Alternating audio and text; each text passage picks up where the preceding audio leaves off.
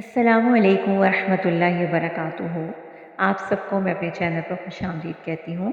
جیسا کہ آپ جانتے ہیں کہ دین اسلام میں حقوق العباد کو بہت زیادہ اہمیت حاصل ہے، اور اس میں بھی ہمارے والدین کا ہم پر سب سے زیادہ حق ہے۔ یہاں تک کہ اگر وہ دنیا سے رخصت ہو جائیں تو تب بھی ان کا حق ہم پر ختم نہیں ہوتا، یعنی ان کی مغفرت کے لیے دعائیں ہمارے رب نے ہمیں خود سکھائی ہیں، تو ہمیں چاہیے کہ ہم ان کے لیے دعائیں مغفرت کرتے رہیں۔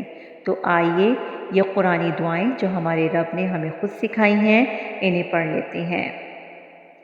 اعوذ باللہ من الشیطان الرجیم، بسم اللہ الرحمن الرحیم، رب ارحمہما کما ربیانی صغیرا، ربنا اغفر لی ولوالدی وللمؤمنین یوم یقوم الحساب، رب اغفر لی ولوالدی ولمن دخل بیتی